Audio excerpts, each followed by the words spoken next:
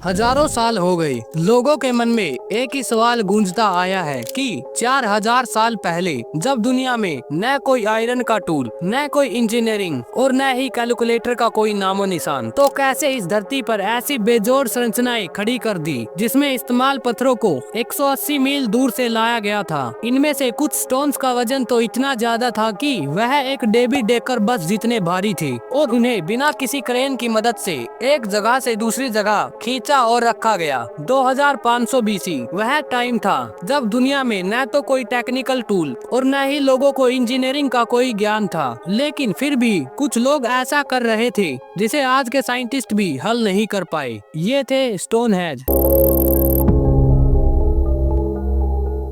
जिसके पीछे कई थ्योरियां हैं। पहली थ्योरी रोलिंग थ्योरी। सबसे पहले थ्योरी जो सामने आई वो थी रोलिंग थ्योरी। इस थ्योरी के अकॉर्डिंग प्राचीन लोग पत्थरों को लकड़ी के गोल गोल रोलर्स पर रखकर खींचा करते थे, जो एक नॉर्मल सा तरीका था जिसे प्राचीन लोग इस्तेमाल करते थे। हालांकि जब आर्कोलॉजिस्ट ने इसके बारे में रिसर्च की तो पाया कि रास्ते में गीली जमीन और नदियां थी जहां पत्थरों को रोल करके ले जाना पॉसिबल नहीं था। इससे यह थ्योरी पूरी तरह गलत हो गई। लकड़ी के रोलर से पत्थरों को खींचने के लिए हजारों लोगों की जरूरत पड़ती थी, लेकिन जब हम इस रास्ते की जांच करते हैं तो हम पाते हैं कि यह तरीका पॉसिबल नहीं था। नदियां, दलदल और उबड़ खाबड़ जमीन में यह तरीका काम नहीं कर सकता था। तो क्या ये तरीका भी गलत था या फिर इसके पीछे कोई और राज था? दूसरी थ्योरी रेत और पानी का उपयोग, जो 2016 में नीदरलैंड के एक एक्सपेरिमेंट के बाद सामने आई। इस थ्योरी के अकॉर्डिंग रेत पर पानी डालने से फ्रिक्शन कम हो जाता है, लेकिन एक सवाल उठता है, क्या प्राचीन लोग इस तकनीक के बारे में जानते थे? क्या यह एक ज्ञान था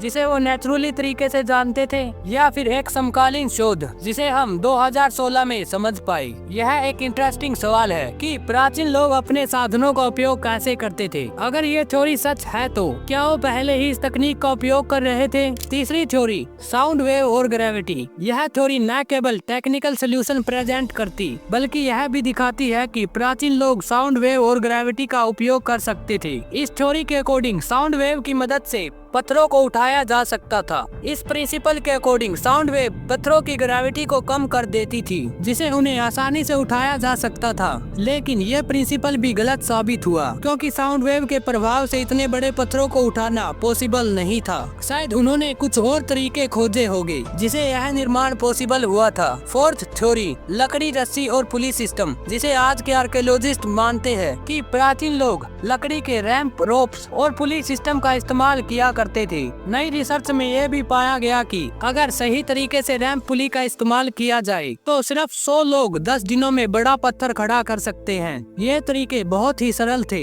लेकिन इसका सही तरीके से उपयोग करने के लिए गहरी समझ और योजना की जरूरत पड़ती थी। यह बहुत इफेक्टिव था क्योंकि टीम को सिर्फ सही दिशा में काम करने की जरूरत होती थी। लकड़ी, रस्सी और पुली सिस्टम ने इन पत्थरों को खींचने और खड़ा करने में इम्पोर्टेंट रोल निभाया है। आज तक हम यह मानते आए हैं कि स्टोनहेंज का मुख्य पर्पज एक धार्मिक पॉइंट था, लेकिन नई रिसर्च ने यह साबित किया है कि स्टोनहेंज एक एस्ट्रोनॉमिकल पॉइंट था, जिसकी एस्ट्रोनॉमिकल इम्पोर्टेंस आज भी उतनी ही है जितनी प्राचीन काल में थी। यह सूरज के सबसे लंबे दिन और सबसे छोटे दिन के सूरज के मुकाबले में लोकेटेड था। इसका मतलब यह था कि स्टोनहेंज के पत्थरों की स्थिति, उनके एंगल और पोजीशन को इस तरह से रखा गया है, ये सूरज के रास्ते को ट्रैक करते हैं। इस एस्ट्रोनॉमिकल रास्ते का इस्तेमाल करके प्राचीन लोग टाइम का बंटवारा करते थे और अपनी एग्रीकल्चर एक्टिविटी को सही समय पर करते थे। इन रिसर्च और थ्योरी से यह साबित होता है कि स्टोनहेंज का इस्तेमाल एक धार्मिक और सांस्कृतिक बिंदु के रूप में नहीं था, बल्कि एक गहरी एस्ट्रोनॉमिकल और टेक्निकल नॉलेज का परिणाम था। ये न केवल हमारे इतिहास के रहस्यों को खोलते हैं, बल्कि यह भी दिखाते हैं कि साधन के बिना केवल नेचुरली रिसोर्सेज का इस्तेमाल करके ऐसे विशाल और कॉम्प्लेक्स निर्माण कर सकते हैं। आज भी स्टोनहेंज के पत्थरों का उठाना और उनकी पोजीशन का राज हमारे लिए एक रहस्य है जिसे हम पूरी तरह से समझ नहीं पाए।